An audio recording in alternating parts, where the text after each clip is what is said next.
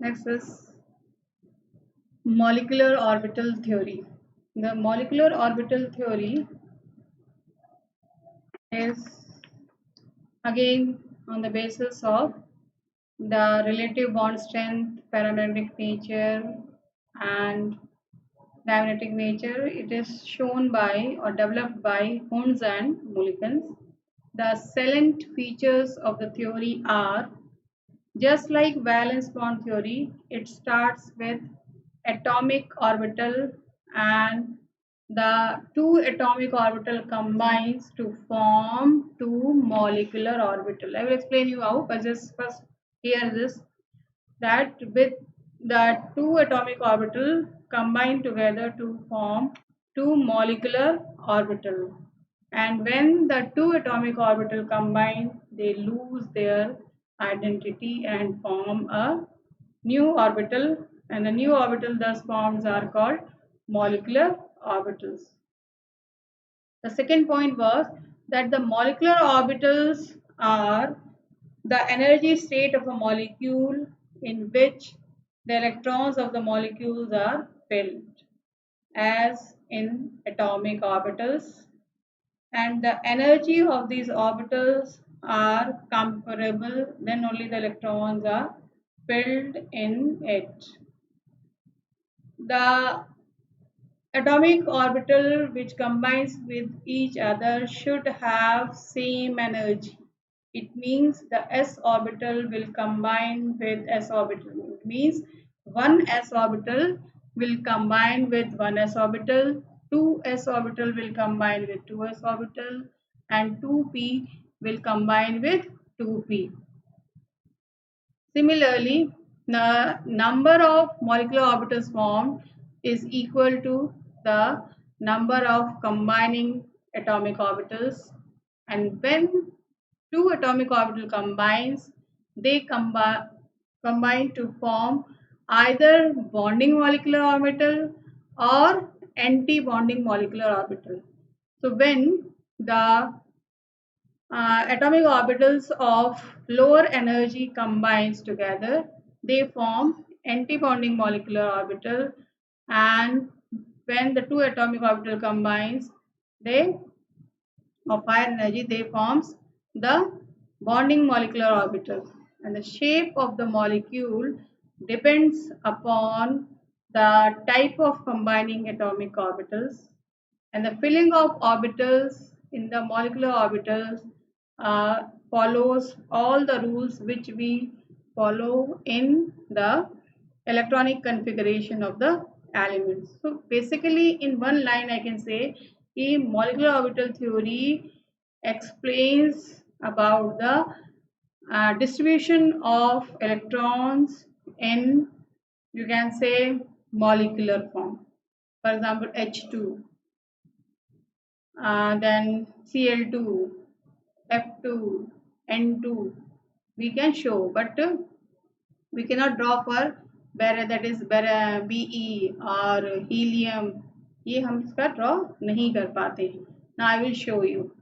Now we assume that the electrons moves in the form of waves, and if they are in the same phase, for example, suppose this is the one wave and this is the, you can say, crust, and this is the trough. This is the one wave and this is the second wave, and it is represented by, that is, psi a and psi b. So this probability of the electron psi is psi a plus psi b. इन दोनों के amplitude को जोड़ दिया तो ये बना आपका, इनका एम्पलीट्यूड बढ़ गया, तो ये बनाते हैं आपके bonding molecular orbital. Bonding molecular orbital. अगर यही जो है आपके अपोजिट फेज में है, सेम फेज में नहीं है, मतलब जो साई ए और साई बी, तो इनको घटा दिया जाएगा तो इनके एम्पलीट्यूड्स घट जाते हैं और ये बनाते हैं आपके एंटी बॉन्डिंग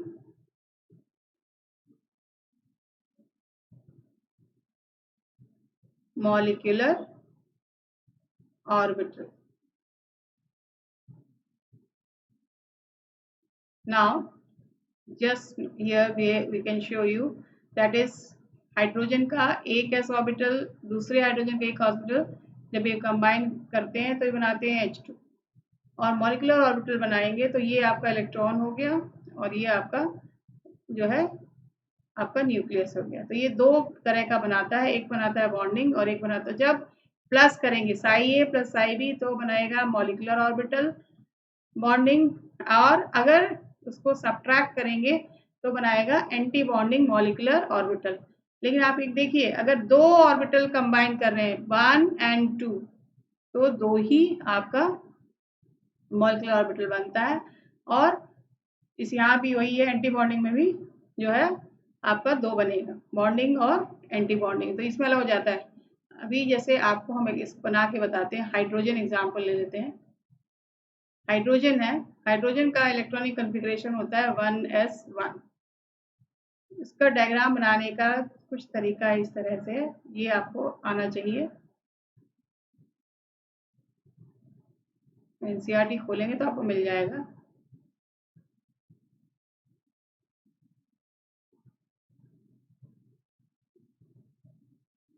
ये पहला हाइड्रोजन है और इसका इलेक्ट्रॉनिक कॉन्फ़िगरेशन जो है आपका 1s1। ये दूसरा हाइड्रोजन है, इसका इलेक्ट्रॉनिक कॉन्फ़िगरेशन भी 1s1। अब ये आपका कहलाता है, ये बॉन्ड बनाएगा सिग्मा, इसलिए हम लोग लिखेंगे सिग्मा और 1s।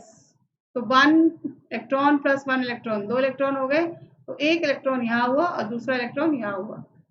इसको बोलते हैं हम एंटी बॉन्डिंग मॉलिक्यूलर ऑर्बिटल और एंटी बॉन्डिंग मॉलिक्यूलर ऑर्बिटल में हम ऐसे स्टार बनाते हैं और यहाँ पे दो इलेक्ट्रॉन हो गए तो हम यहाँ लिखेंगे ऐसे।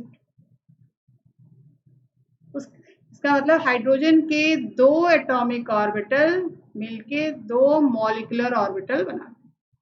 हाइड्रोजन के दो एटॉमिक ऑर्बिटल, ये एटॉमिक ऑर्बिटल 1 है, ये ऑर्बिटल 2 है और दो मॉलिक्यूलर ऑर्बिटल बॉन्डिंग और एंटी बॉन्डिंग मॉलिक्यूलर ऑर्बिटल बनाते हैं। ये अगर सेम फेज में नहीं है तो सेपरेट हो जाता है और सेम फेज में है तो एडिशन हो जाता है। So the molecular orbital formed by addition of atomic orbital is called bonding molecular orbital and formed by subtraction of atomic orbital it forms anti-bonding molecular orbital. So what are the conditions for the combination of atomic orbitals? ये already बता दिया है कि the combining atomic orbital must have almost equal energy, मतलब S से combine करेगा, P से combine करेगा, वो भी इसी तरह से। नेक्स्ट है कि the combining atomic orbital must have same symmetry about the molecular axis. The combining atomic orbital must overlap to maximum extent. तो अब ये मॉलिक्यूलर ऑर्बिटल दो तरह के होते हैं, sigma molecular orbital and pi molecular orbital. तो सिग्मा मॉलिक्यूलर ऑर्बिटल जो है वो एक्स एक्सिस वाले ही बनाते हैं, जिसमें एस वाला बनाएगा और पी एक्स वाला बनाता है। पी वाई और पी जेड वाले जो क्या बनाते हैं आपके पाई बॉन्ड बनाते हैं, वो अभी फिर हम आपको बताएंगे। तो अब इसके बाद आता है तो electronic configuration of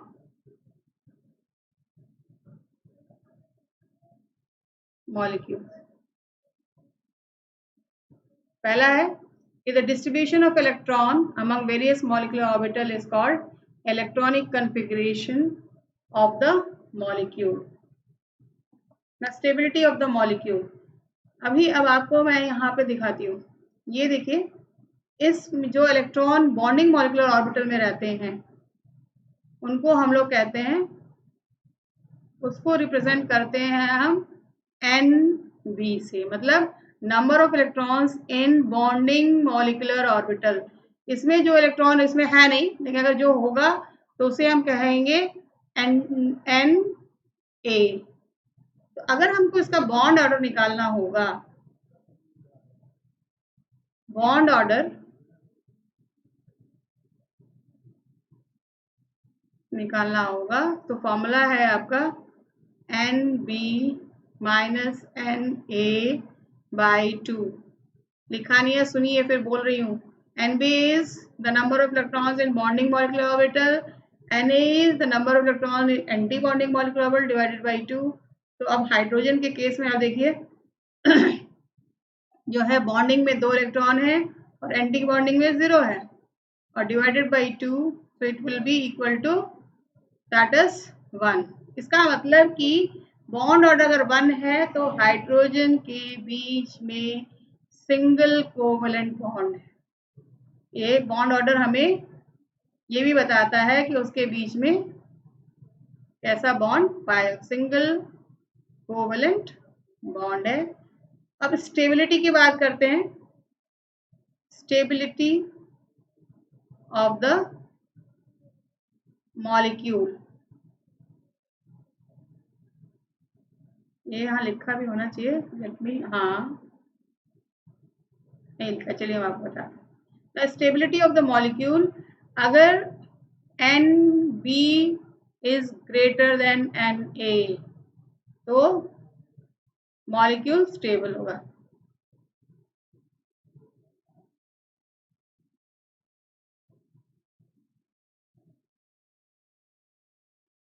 NB is equal to Na तब भी मॉलिक्यूल स्टेबल होगा। उल्टा हो जाए, ऐसा होता नहीं है, NB is less than Na तब मॉलिक्यूल जो है अनस्टेबल।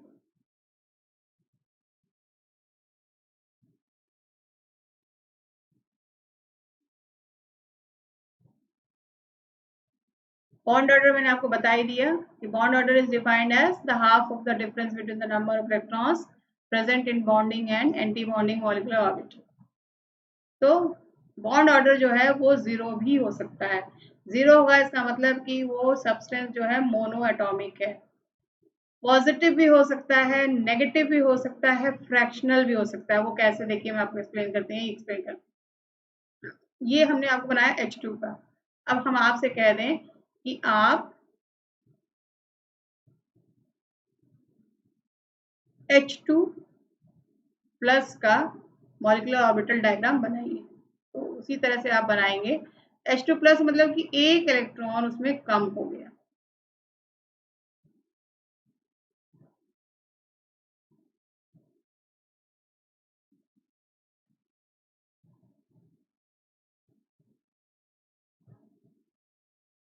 ये हो गया आपका 1s1 और ये 0 हो जाएगा 1s0 क्योंकि एक इलेक्ट्रॉन चला गया। और अब क्या होगा, तो अब एक ही इलेक्ट्रॉन भी इसके पास है, तो ये आपका हो गया 1s1 और सिग्मा बॉन्ड होता है तो सिग्मा लिखा और यहाँ पे सिग्मा 1s0 स्टार। तो बॉन्ड ऑर्डर जब आप निकालेंगे तो क्या हो जाएगा, bond order will be equal to NB क्या है 1 माइनस Na 0 डिवाइडेड बाई 2, तो इट विल बी 1/2। तो फ्रैक्शनल, अगर तो इससे भी आप बॉन्ड ऑर्डर से भी पता कर सकते हैं कि अगर पॉजिटिव है तो आपका स्टेबल है और फ्रैक्शनल होता है तो अनस्टेबल होता है। बिकॉज H2 प्लस है तो वो अपना कोशिश करेगा कि अपना एक इलेक्ट्रॉन लेके और स्टेबिलिटी कर ले। Now nature of the bond, ये वैसे बताया फिर भी जान लीजिए। अगर बॉन्ड ऑर्डर 1 आया तो सिंगल बॉन्ड होगा, बॉन्ड ऑर्डर 2 आया तो डबल बॉन्ड होगा, बॉन्ड ऑर्डर 3 आया तो ट्रिपल बॉन्ड होगा। तो आपको ऐसे बना देते हैं, डबल है तो ये है और ट्रिपल है तो। The bond length, bond length is inversely proportional to bond order।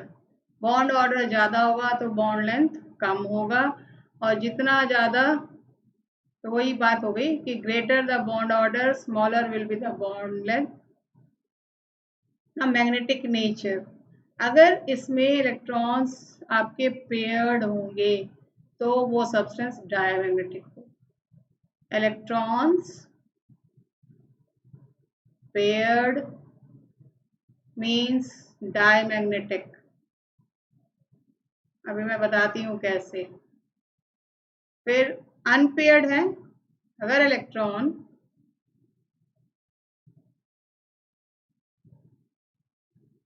Unpaired है मीन्स पैरामैग्नेटिक।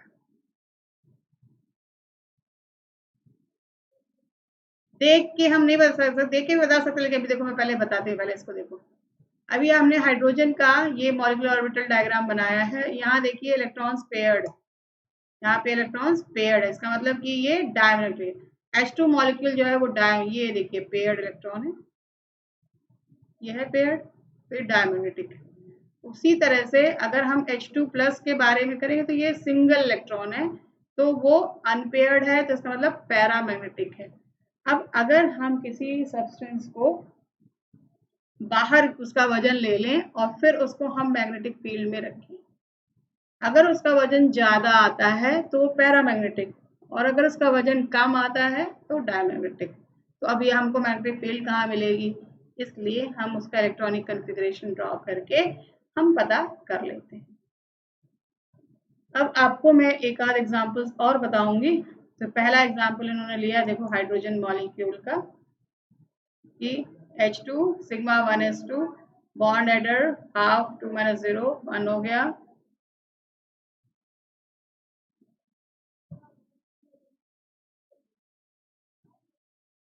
अब आपको मैं एक और बताती हूँ, helium.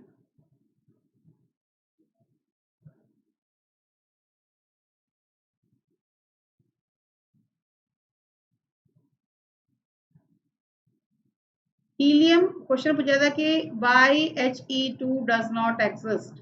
This you can explain by drawing this diagram. If you will write down the electronic configuration of helium, it will be 1s2. Atomic number it is 2. So when you will draw the diagram just like hydrogen, diagram तो same ही रहेगा, खाली नाम बदल जाता है।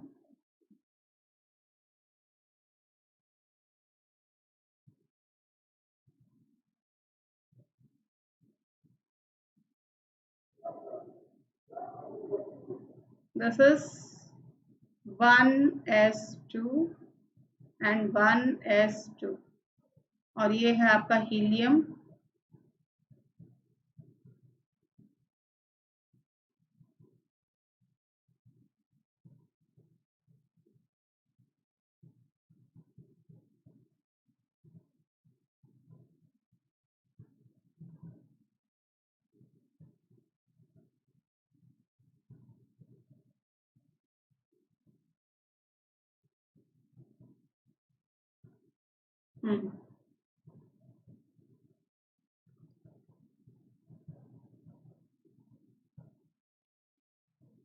Helium, and this is also helium. So 2 electrons in this and 2 in this. अब 4 electron हमारे पास हैं, तो एक 2 जाएंगे इसमें 1s2 में, और 2 जाएंगे एंटी बॉन्डिंग में 1s2 स्टार। इलेक्ट्रॉन्स पेयर्ड हैं, इलेक्ट्रॉन्स पेयर्ड हैं, तो मतलब क्या हो गया, H इज डायमैग्नेटिक।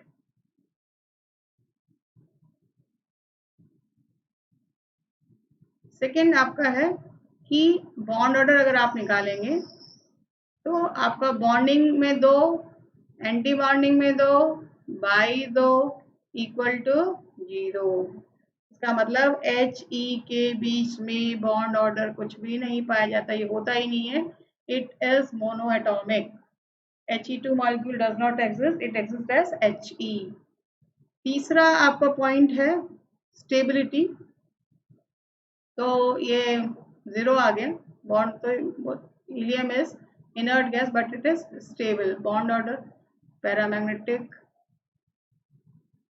हाँ ये 3 चीजें हुई। Similarly you try to draw for lithium. चलो हम एक लिथियम का भी बना के बता देते हैं, क्योंकि लिथियम Li, ये इलेक्ट्रॉनिक कॉन्फ़िगरेशन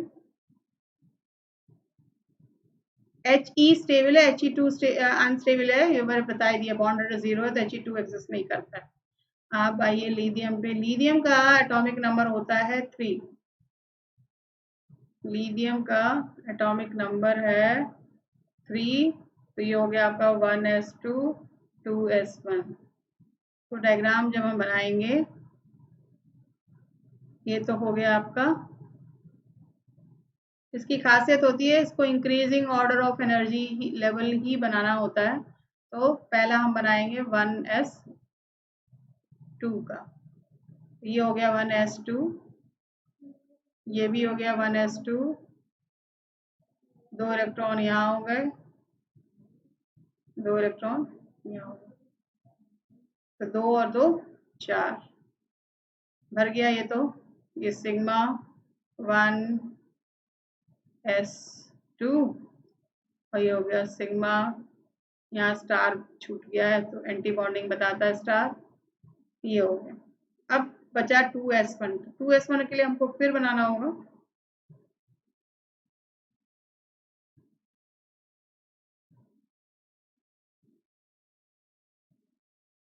सिमिलर डायग्राम तो सेम ही होगा, बस खाली ऑर्बिटल का नाम चेंज हो जाएगा।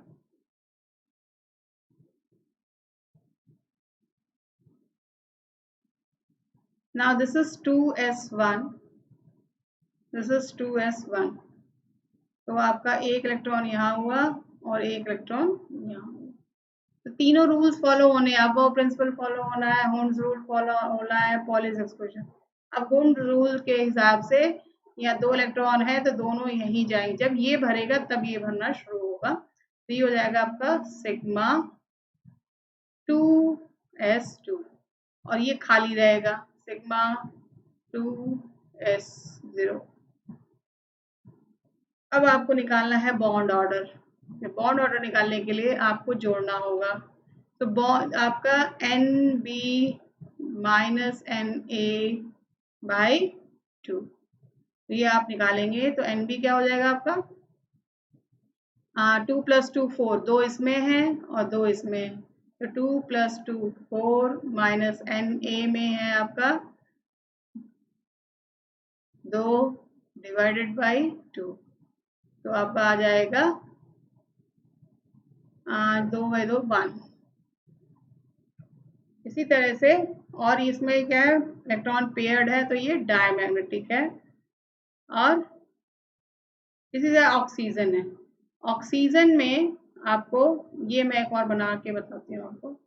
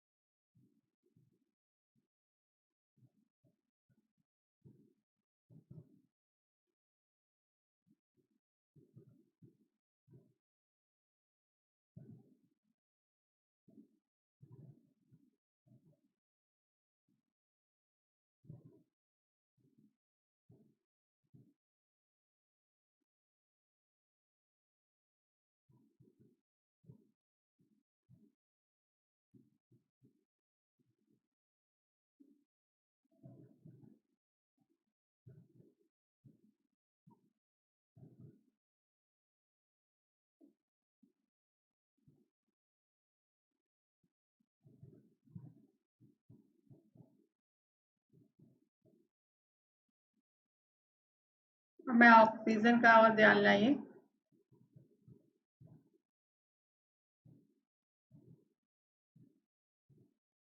Oxygen its atomic number is 8, so configuration will be 1s2 2s2 and 2p4। तो पहले हम बनाएंगे 1s2 का,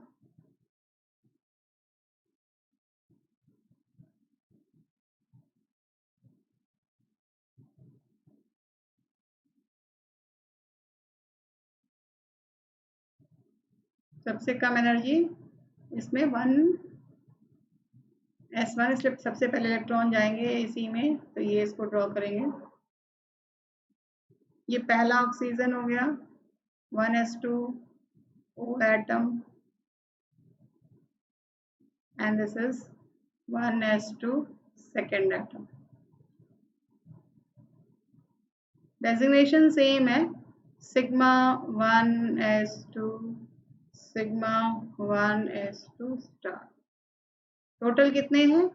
4 हैं, 2 और 2 4, so 2 will go here and 2 will go here. Similarly, we will draw for 2s2 also. Similarly,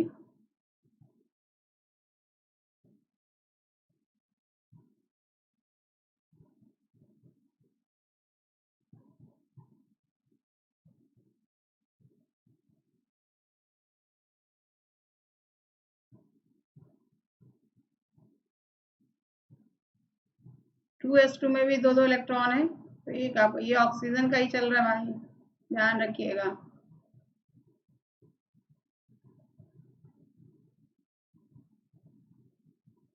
एकदम सेम है, 1s2 2s2 same है, this is also sigma 2s2 and this is sigma 2s2 star.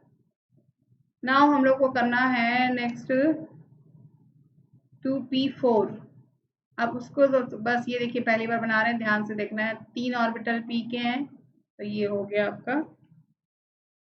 और उसके बाद फिर आपको जगह कम होने से, चलो छोटा ही बना दे रहा है।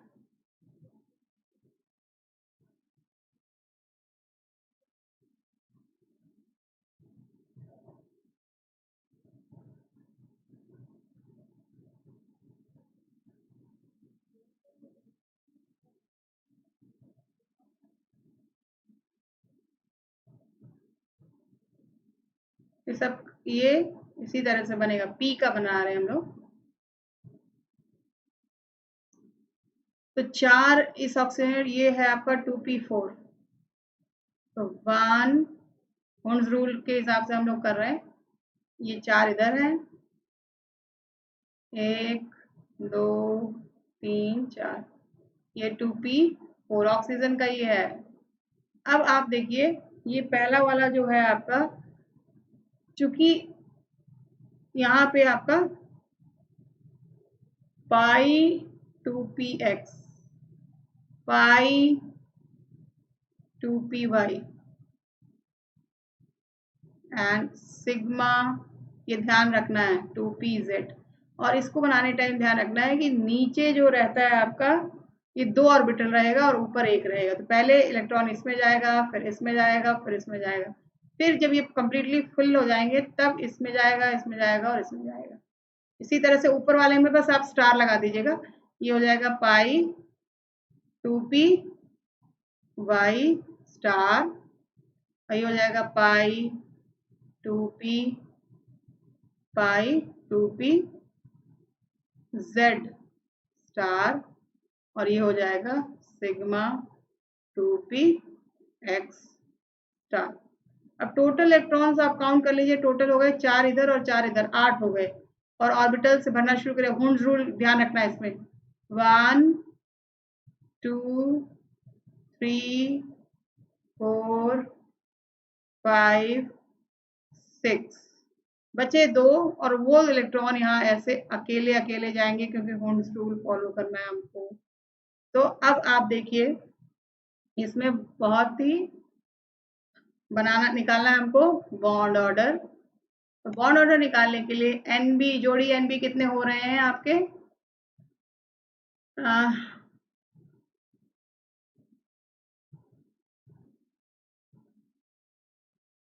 यस, यहाँ 2 इलेक्ट्रॉन 2 + 2 4 + 2 6 + 2 8 और +2 10, तो NB में 10 हो गए। उसी तरह से NA में निकालिए, NA में हो जाएंगे आपके 6, अब जोड़ लीजिए 2 2 4 और 2 6 डिवाइडेड बाय 2, तो ये आपका आ जाएगा 2। आप जब ड्रॉ करते हैं उसका लुईस डॉट स्ट्रक्चर, तो आपको जो है O डबल बॉन्ड O, ये स्ट्रक्चर होता है ऑक्सीजन का। तो डबल बॉन्ड पाई यहाँ से भी प्रूव हो गया कि ऑक्सीजन के बीच में डबल बॉन्ड होता है, ये स्टेबल है। अब आता है मैग्नेटिक नेचर। दो सिंगल बॉन्ड है, इसलिए ऑक्सीजन O2 मॉलिक्यूल क्या होगा, पैरा मैग्नेटिक होगा।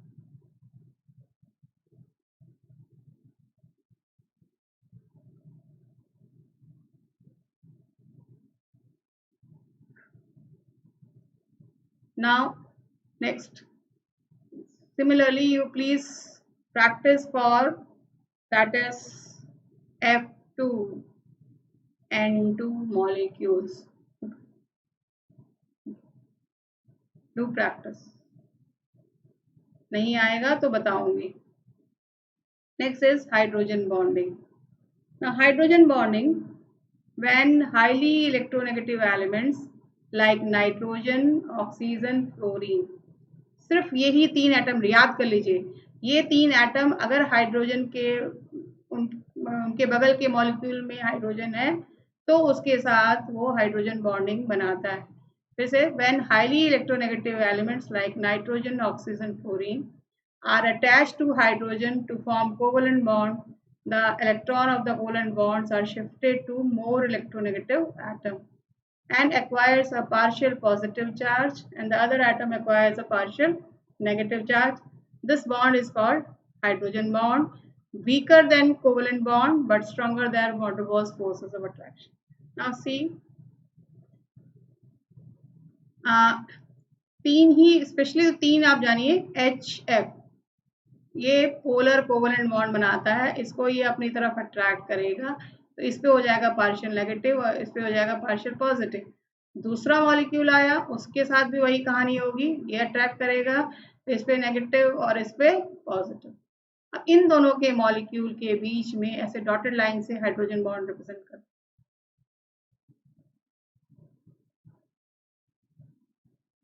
Similarly, you can draw for H2O. H water molecule, यहाँ पे पार्शियल नेगेटिव है और इस पे पार्शियल पॉजिटिव। दूसरा मॉलिक्यूल जब आएगा तो वो इसके साथ हाइड्रोजन बॉन्ड बना लेगा। तीसरा एक और है, अब दैट इज अमोनिया। इन तीन मॉलिक्यूल्स में सबसे ज्यादा हाइड्रोजन बॉन्डिंग बनते हैं, वैसे इथाइल अल्कोहल में भी बनता है, कार्बोक्सिलिक एसिड में भी बनता है, लेकिन अभी आप पहले तीन आज इसमें जानिए। तो इसमें हो गया नेगेटिव, ये सब हो गया पॉजिटिव। तो अब अमोनिया दूसरे मॉलिक्यूल के साथ आएगा तो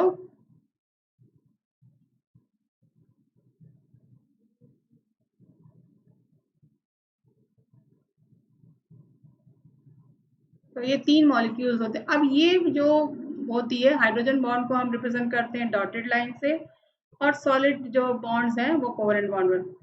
हाइड्रोजन बॉन्डिंग दो तरह का होता है, एक होता है इंटर मॉलिक्यूलर हाइड्रोजन बॉन्डिंग, जो कि दो डिफरेंट मॉलिक्यूल्स के बीच में बनता है, क्योंकि मैंने आपको अभी ये तीन एग्जाम्पल जो बताए हैं वो इंटर मॉलिक्यूलर, ये फर्स्ट मॉलिक्यूल सेकेंड मॉलिक्यूल, इस तरह से ये मैंने दो ही जोड़े, इस तरह से आप अनगिनत जोड़ सकते हैं।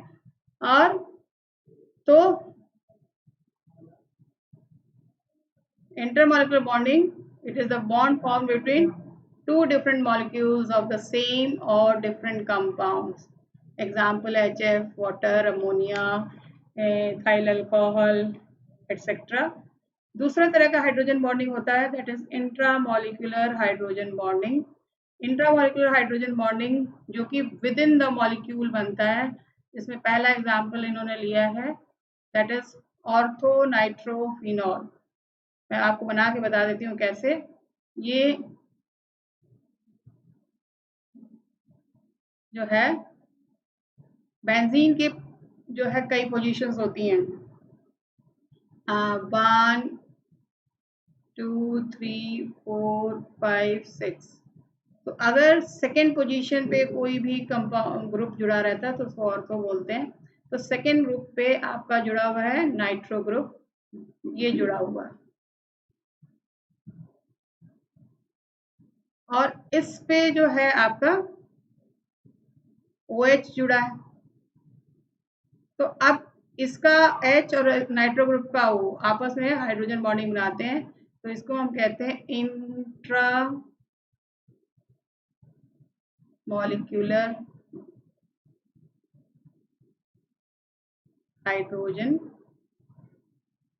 बॉन्डिंग। अब इसकी खासियत होती है कि those molecules which forms intramolecular hydrogen bonding, their boiling point decreases. This intramolecular hydrogen bonding boiling point decreases and stay in vapor state. इसका ठीक उल्टा होता है। इंटरमॉलिक्यूलर में क्या होता है, अगर जो भी हाइड्रोजन बॉन्डिंग इंटरमॉलिक्यूलर बनाएगा उसकी बॉइलिंग पॉइंट बढ़ जाती है, बॉइलिंग पॉइंट इंक्रीजेस, और try to exist in liquid state. अब मैं जगह नहीं लिखने की, मैं ओरली आपको बता रही हूँ, सुनिए, और सबका आंसर वही होगा, आंसर विल बी सेम। ना first is that H2O, HF, NH3 has higher boiling point than their similar compounds of their group. For example, अगर हम कंपेयर करें H2O को H2S के साथ, HF को HCl के साथ, NH3 को PH3 के साथ, मैं लिखती हूँ क्योंकि इसमें जो है याद नहीं रहेगा कितना याद।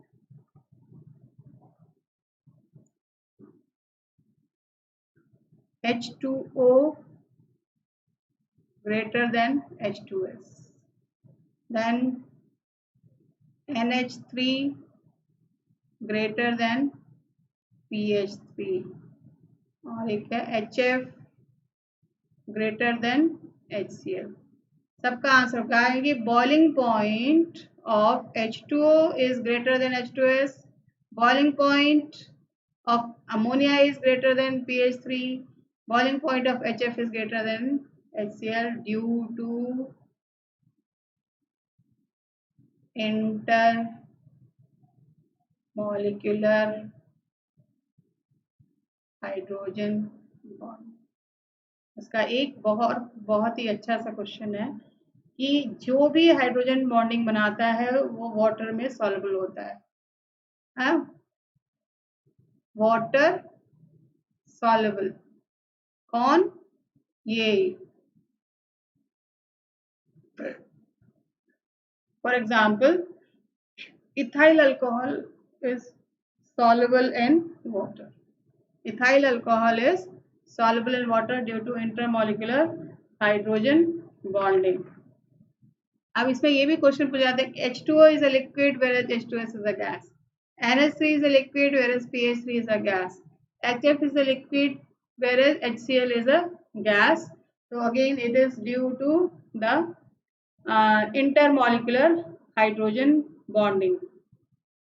इसमें एक क्वेश्चन और पूछा जाता है कि why ice floats on water? Ice floats on water because due to the formation of intermolecular hydrogen bonding, they form cage-like structure, पिंजरे जैसा स्ट्रक्चर बना लेते हैं, and as a result their volume increases, therefore density decreases, therefore ice floats on water. Now, the conditions necessary for the formation of hydrogen bonding is, number one, that is the size of the atom should be small, and number two, the presence of H ion should be there in the compound. Then it can form, that is intermolecular hydrogen bonding. So, in today's class we have studied molecular orbital theory, examples, how to fill the electrons, and hydrogen bond.